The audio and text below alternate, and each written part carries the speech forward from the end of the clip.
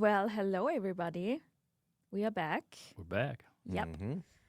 The OG team, Keith, Kyle, and Lisa tries to host again. Should be good. Should be good. It's got a lot of notes prepared. We have a lot of notes prepared. I always get that from the team, that the person that is preparing the notes the next following week is having an easy time, which is usually Kyle. I roll over there. Anyways, we have a lot of interesting stuff today to cover, a lot to cover. So let's get going. Two truths and a lie. And I brought a bubble edition because we will talk a little bit about that as well. Wow. So I hope no one cheated. Kyle. I did not.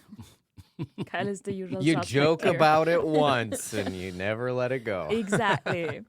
So let's go. So A, the Dutch economy completely collapsed after the tulip bubble burst in 1637, so the tulip mania.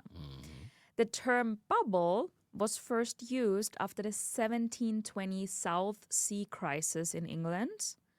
Or C, the NASDAQ lost nearly 80% of its value when the dot-com bubble burst. Wow. Keith, let's start with you. Oh, That's right. I knew I should have made a sound. Okay. Yeah, right. Don't move. Don't move. She can see. The tulip bubble I burst. can see fear. There's a lot of fear. That happened. I don't know if the year is correct. 1637. That's reasonable, I guess. I don't know. The NASDAQ lost 80%. I would say C is true, which is just a mind-boggling number, 80%. You think it was 80? Well, I guess we'll find out. You just hold on to your shorts there, and we'll find out. Lisa's going to have the answer for you. The term bubble was first, 1720 South Sea crash. I'm going with A as false because the year is probably wrong, and B, it's just so far-fetched. I don't even know what to make of B in the South Sea crisis in England. I don't even know what that is. I'm going to go with C. Okay, there C we is go. the lie. So A I'm is the lie, I'm going A as With a the lie because tulip? of your year. and you say C is the lie? Yeah, because I think it's like 78%. Oh, you think she went by 2? All right. Well, you tell us, Lisa. What's Yeah, the what lie? is it? I got you both. Oh, So is that's it my the- that's my win for the day. I think she got us last time, too. You did. You sure? Actually, Wait, Oh, boy. no. Keith was right. Oh. A is incorrect. Yes, sorry. what year was it? Sorry. No, the year is correct. Oh. Oh, it didn't It is crash the just- economy? It didn't crash the whole economy because it was more like speculators and traders, but the Dutch economy kind of stayed for a long while the strongest in the world after that.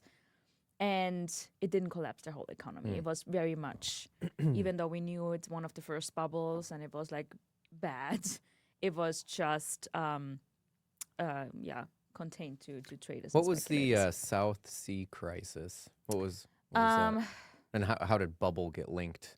So bubble, the British government after that crisis, which was one company that got burst, Okay. and they introduced the Bubble Act after that, Oh, so there was an which a official- framework and okay. a regulation framework that should I'm going to have to read about that. Mr. History. Yeah, nerd alert. Boop. Yep, nerd alert, right? But that's right. After the Bubble Act got introduced, that was then used for these Now type on of C, situations. tell Kyle why he was actually wrong. No, it was 80%. It was actually Yeah. 8-0. Yeah, Wow. I I mean knew it was- about 80%. Yeah, Maybe 79.8 or yeah. something. Maybe. I'm like exactly on. Anyways, Good question, Lisa. Yep. Yeah. Well-informed listeners now. Yep, exactly. So you were right, Keith. Actually, sorry. Oh, I- there yeah. we go. At least she didn't skunk us two times in a row. Anyways, let's move on to our hot button topic for today, which is the make or break week. It's a big week for us. Yeah, we're recording on a Wednesday. Exactly. Big week Before. for the market. We record before the Fed decision on Wednesday today. So we will talk a little bit about what's going on this week and why are we so excited or so busy. Or anxious. Or anxious as well. Everything. Anxiety. So first of all, I want to start us off with the Fed decision that is later today with the press conference of Chair Powell. And another cut is nearly 100% likely or 100% priced in. We got some inflation data last Friday, which is good, right? Yeah, because that was delayed, right? because, from the because it was government delayed, data and but the at least we shutdown. got something, some data points. It actually came in a little bit lower than expected, which was also good. Mm-hmm. But we still do not have labor market data, so we still wait for that. It's still delayed. We saw a softening lately in the labor market, so the Fed is kind of blind on one eye for the decision today. So what are we thinking of that when we expect a nearly 100% probability of a rate cut, but they still do not have everything on hand they need to make an informed decision? Keith, I start with you. What do you think of all of that? Is that a good idea to do? Yeah, I mean, the market's expecting a cut. I would be shocked if they don't cut 25 basis points. I don't think they're going to do any more. I was hearing rumors yesterday some people are looking for 50, which I have no idea why. Miran is looking for 50 Yeah, again. besides him, I guess. But no, I think they do one cut, and that's kind of, if we go back to the whole course of the year without all the shutdown and all the missing data, I think that's kind of where people were landing on one at this point in time after we just had one, was September, I think. So I think that's kind of the cadence, and if I had to guess, we'll probably have one more. I mean, that's where Tyler and I used to debate whether it was going to be 3 or 2. I'm still in the camp of 2. We don't know. I mean, because the data is not. We only have half the data, and the half that we're missing are the 2 things. The half, I would call it, is the more important half. Is the one that the job markets were kind of softening, and that was kind of more of a key, which we haven't seen. Kyle, I'm sure, will touch on some of the other data that we're looking on for other sources of labor that may be showing the signs of a little bit of weakness. But yeah, it's nice to see that inflation was kind of a little bit less than expected, which is good. It's still not the 2%, but I don't think anybody expected to go to 2% as yet on a year over year. That's the Fed's target. So yeah, I think the reasonable thing right now for the Fed to do, whether you're, dovish or not, I think is do 25 basis points. The interesting thing will be the commentary. I think there'll be a lot of dancing around that, and I think that's the read that investors will focus on is more the commentary of, okay, we only have missing part of the data. What are we going to do? And if it's not a great answer, I think that could ruffle some feathers in the market. Yeah. Yeah. What do you think? Yeah, I think about the data, and I'm like, I don't know if they are any more blind than they were prior. I mean, the data for inflation, I was looking at the underlying, and like, I think 40% of the inputs were actually imputed, meaning like a guesstimate.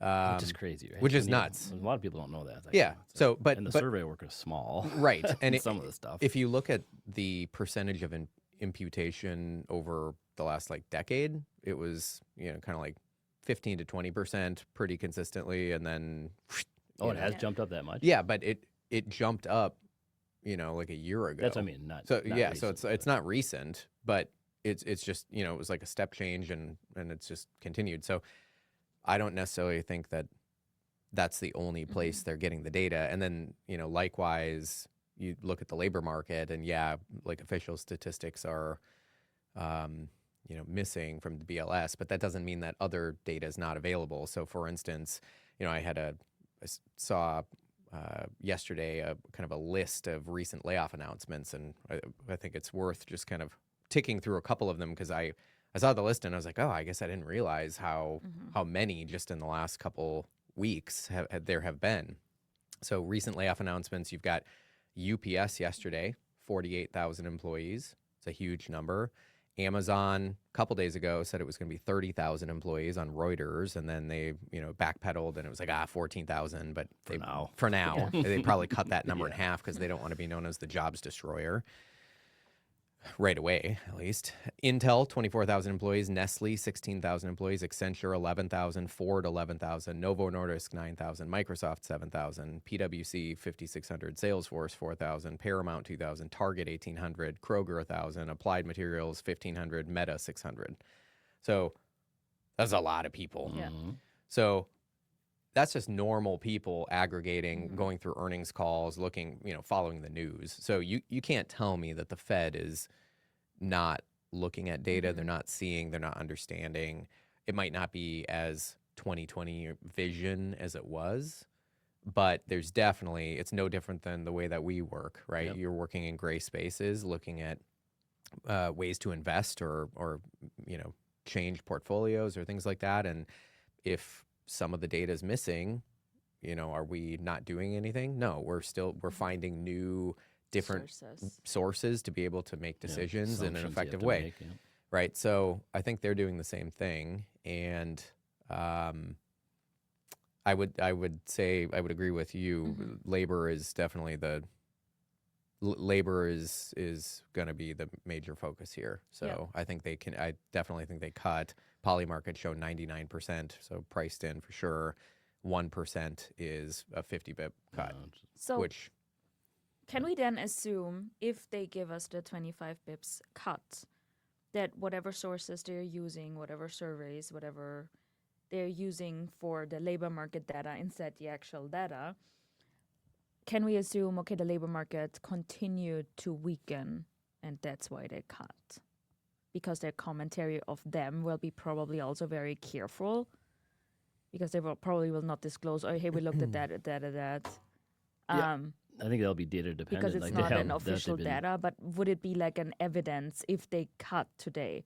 Okay, the labor market continued to weaken and that's the reason? Or because we heard about that this year, especially about politics flowing into Fed decisions or pressuring the Fed to lower interest rates? Or is this also maybe an influence in the back of the head of Fed officials that this is making an influence because the administration wants lower interest rates, because the market calls for lower interest rates, that they otherwise, if that would not be the case, they would stay put and on hold this month because they do not have the full, complete picture. But now we have this added pressure here that is still kind of tingling somewhere, even if Fed is still independent and all of that, but it's still there, that this is kind of the little bit extra on the scale that kind of tips and makes the decision a little bit easier for a cut, even if they would. I think they're data dependent. Things are, Kyle just listed the number of companies that are laying plays off. And I mean, which is kind of the other part of that story that you didn't say is every quarter there's some of that. Yeah. But those are starting to get to be some bigger numbers. Those right. 14,000, those 40,000. Those are bigger numbers. It's funny, last night my wife and I were watching TV and she goes, "Oh, I see Target that 1,800 number." I said, "Well," and she was just absolutely mortified by the number. I went, "Well, if you think about Target's employee base, that's still pretty small, but they certainly." So it's always a big number. When there's always some. I think here too, Target's like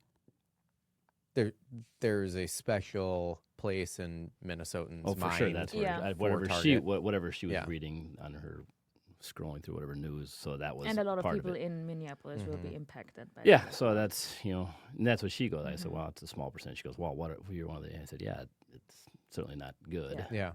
But it's. Right. I think the economy is still as a whole doing well. Not fantastic. Knocking out the lights, but I think it's still doing well, and we are softening, and I think that's where the Fed is getting involved, and I'm hoping they're less political and kind of how you were phrasing that question. Then, there's a lot of leaning on them, but I do think they're doing what they need to do. Yeah, I think they're too slow when you back it up, of raising rates and maybe a little slow they kind of cutting. But I still, then you argue where the neutral rate is. If it's 3%, the 10 years at 10, at 4, so it's you have to do. But that could be over maybe 100 basis points over the course of this year and into next year. We'll see. I mean, I'd rather see it slower, or some people want to see that 50, 75, and then get there real quick. That'd be crazy, 75 basis point cut. Yeah, so that's where I you think get. that is happening when the economy is falling apart, which we and that's right, what right? that's what I But don't I want to see. mean, if in they would today's do that, context, it's like, whoa, okay, Yeah. right. So that's where I'm at. I think they'll. Again, I think the context will be a 25 basis point cut, and then the verbiage that you're talking about, and kind of that would be interesting, like his commentary. And Kyle, because we saw that last month, and it was still a decision like 10-1 for a cut. And this month, we heard some Fed officials. There's more dispersion, I think, and we will see it in the votes then. But there is more.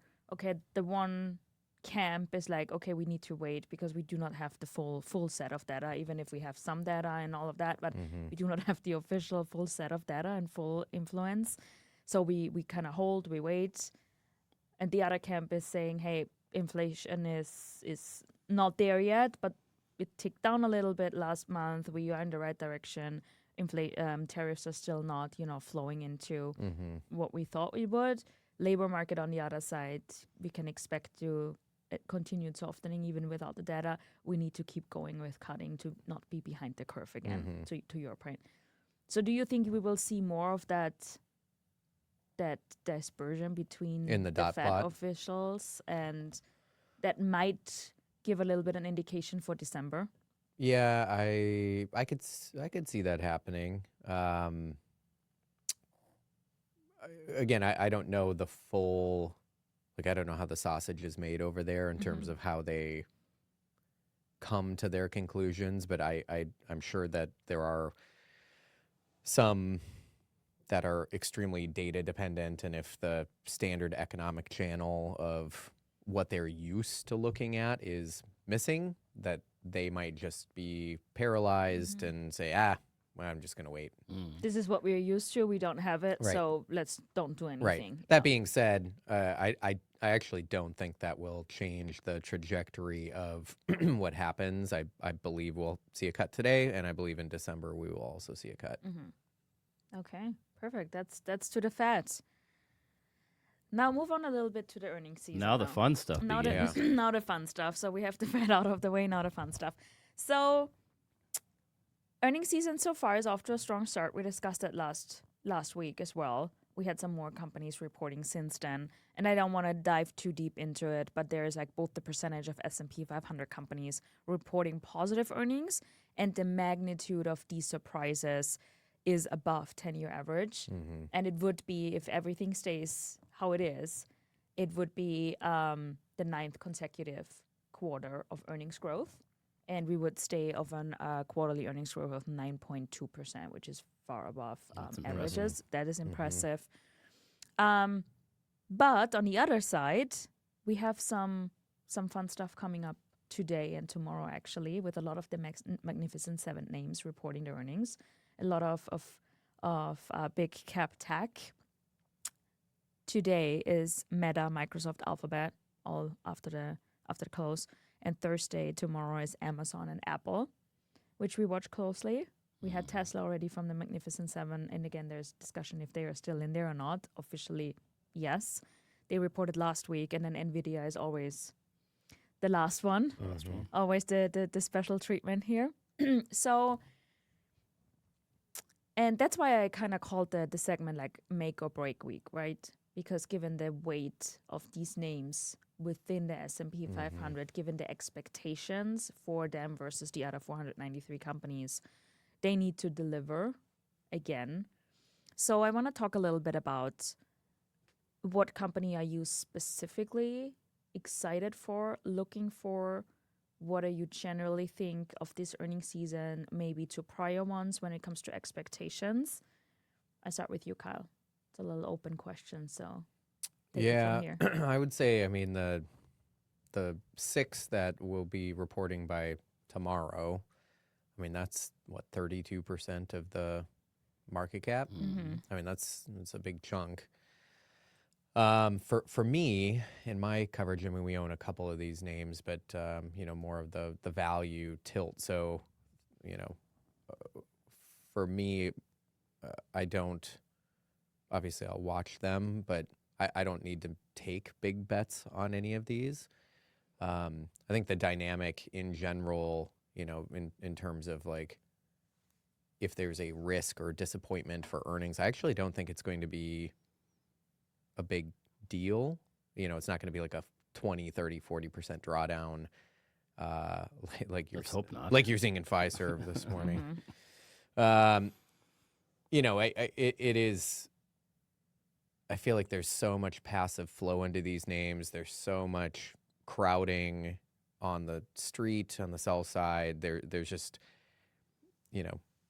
there's a lot of hype, and also there's earnings to back it up in general. So if they miss by a de minimis amount, it's not like it's going to be a big deal. So I think it's not a big deal maybe overall. Right. But when we see the trajectory of how companies got punished for Yeah. not delivering enough, for not beating their earnings by enough, how they got punished harder. I And we think- saw it with Netflix, right? Right. But Netflix is a little different, though, because it's more like a telco, right? It's like Verizon missing or Comcast missing their subscriber number, right?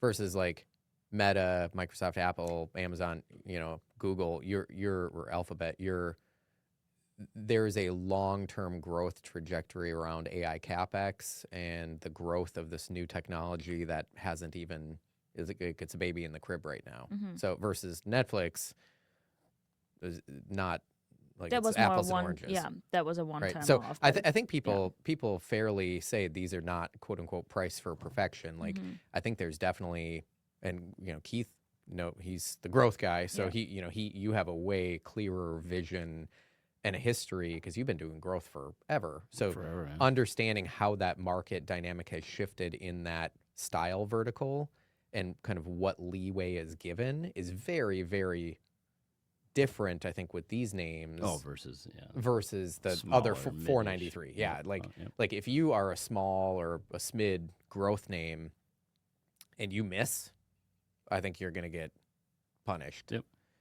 These ones, I'd be very curious to hear your view, like, because we really haven't seen them miss in the last couple of years, since 22, when we saw the AI kind of and that's when, growth if you remember scare. back then, that's when Meta and Google, I mean, they all Right. were missing. And it's Right. like crazy. And if I remember, it was like Meta, the multiple it went down to was like 9 or 10 times Right. or something like that. It was like a broken story. You can't invest into it. Same with Google. And Google, not even long, this year, even at one point in time, remember how Right. AI was going to, take away take away their whole search, mhm. destroy them. And all Right. of a sudden, Back. since then, I With think fury. it's probably been Yeah. the best performer, though. That 6 or 7 names. I that's think. been a great name we've owned in Yeah. Contrarian. Yeah, different. So what are you especially looking for? No, I agree with Kyle to some extent, but I do think these is to your premise that it's a make or break week. I don't see any of them, knock on wood, like kind of that down 20% or vice versa, up 20%. But I do think they'll set the tone for the market going forward. I think the general would be all solid reports if I had to generalize them. And the biggest takeaway will be kind of guidance and the growth rate stepping down. I think we've have a chart or talked about this in the past where last several years, part of the reason why they've been so much better than the rest of the 7 is their growth rates have been 30% plus. Now 30 is going to 25 to maybe 15-ish is kind of whereas the other 493, 490, whatever, was negative earnings growth rate, and now they're slightly positive. 5 is going to 10, so directionally they're going up. What we call the second derivative, right? So they're going up faster as the Mag 7s are going down. But the Mag 7 surprised last quarter. I think that was the inflection point that drove this last quarter higher. So that's why I think this quarter will be important. I think that's going to dictate if they do the similar to what they did last quarter. That could have another nice positive tailwind to year end when they get the positive seasonality in the next 2 months. Now, if a couple of them, not even all of them, if a couple disappoint, that could be a headwind. And to what Kyle's point was, they're huge. So if they disappoint, they may not go down 10%, but they could go down 5 and kind of languish. And there's been a difference in performance. One of my favorite names has been kind of a poor performer this year has been Amazon. That's flattish. The market's up 18%. So I would argue going into this earnings season, their expectations are relatively low. Yep. So I would like to see them have a positive number. Whereas, Alphabet, was really disliked a couple quarters ago, and now it's become one of the favorites. I would say they probably have a little higher hurdle. I would say another one with a higher hurdle to be aware of is Apple. I think Apple's had some really nice performance here, and I don't quite Get why. why. Me too. And they did this last year Yeah, too, and all of a yeah. sudden everybody takes a step back like, remember when all their AI announcement excitement this spring, When- and it was just like nothing yeah. came of it, and all of a sudden, And It's before It's because that, it wasn't exciting. because there was nothing there. yeah, with because it. they were basically forced to Throw show out their AI, strategy yeah. because everyone was like, "Well, where's your AI strategy?" Yeah, it it's- was oh, not it's there. Siri. and Yeah, we don't have one. And now they're doing something internal, so it sounds Yeah. like that's pretty exciting. So that's kind of what's moved the stock, but the stock's not cheap. And so then that's a game that, as a portfolio manager, I generally like the whole space I want to be involved in, but then you have to decide which ones you want to be more involved with and maybe ones you have less involved in. So that's what earnings will help. But I think as a whole, they should be solid enough to keep it going. I do worry that it's not going to be what last quarter was, the overall beating that most of the companies did, it'll probably be a little less. And then Do you think that is enough?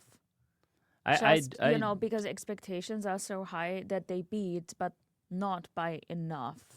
I do, and I mean, we won't have time this time, but we'll end up talking about all this AI and the investing and how that's working. But So stay right tuned now, for it's next just I think there's a little bit of, I'll throw the FOMO in there too. The fear of missing out and going into year end. So now the markets, when I say markets, S&P was up 26%, and then 25 the last 2 years.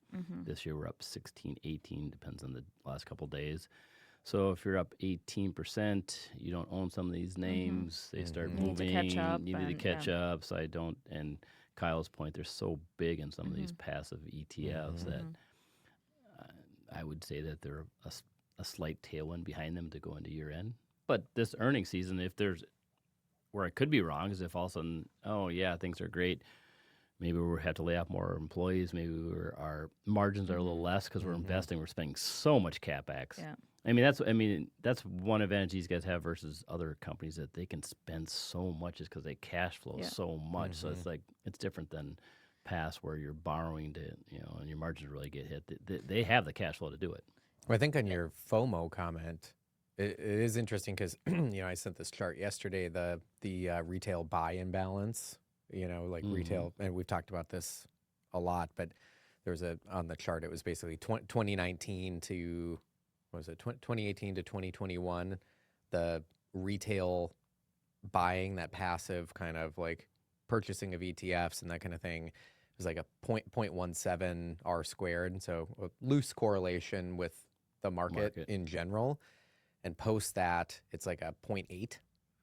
So like super correlated with market outcomes. So, that FOMO of like, all right, we've got a bunch of time on our hands. We've got Robinhood app in our pocket and we're ready to gamble. It's like we saw it with Beyond Meat last week. Yeah. It's up 1,100% or whatever. And then it completely, I don't know if you looked at the chart. I looked at it yesterday. It was completely just Going right back down now? It's completely unwound almost.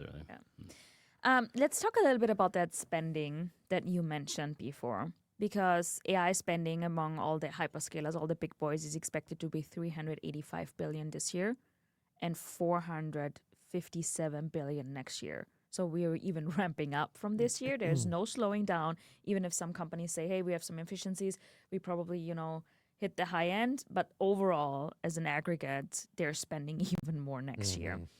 So that also comes with a little bit more potential investor scrutiny, right?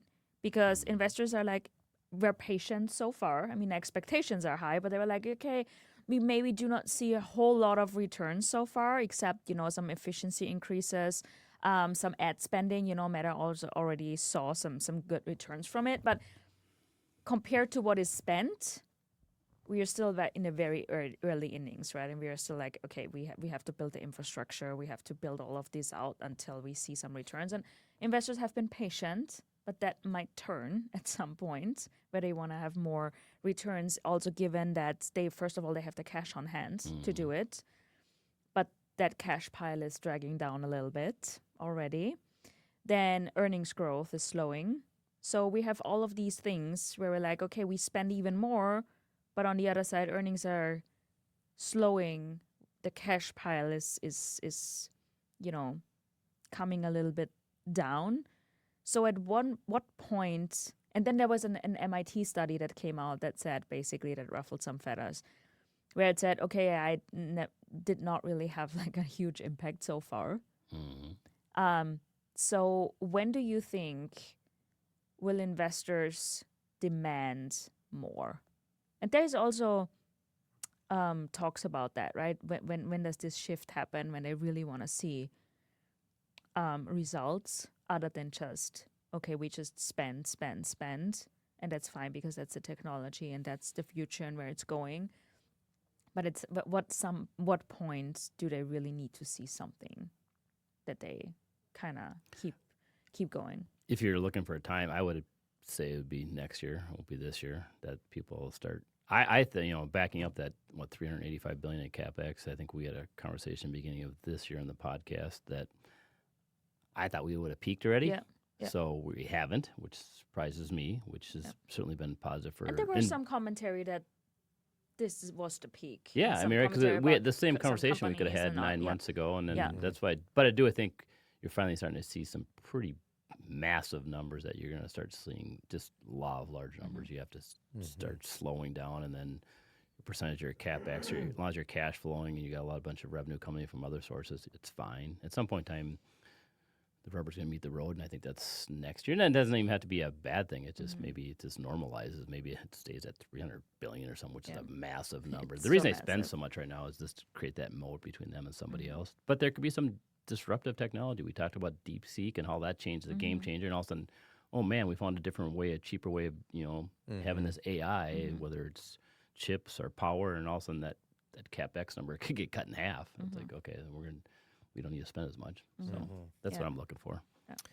Yeah, I would say a couple things just interesting to peel back the onion on what that 385 or 457 next year is for AI spend. 457 billion is a huge number. So it does make me think about like the second and third derivatives of it. And you go back to history and look at like industrial revolution, tech revolution with the internet and everything in the early days of the web, and how many years it took for companies to actually integrate that technology. I mean, like that was basically the rise of Asia in the 80s with Japan and robotics and all that stuff.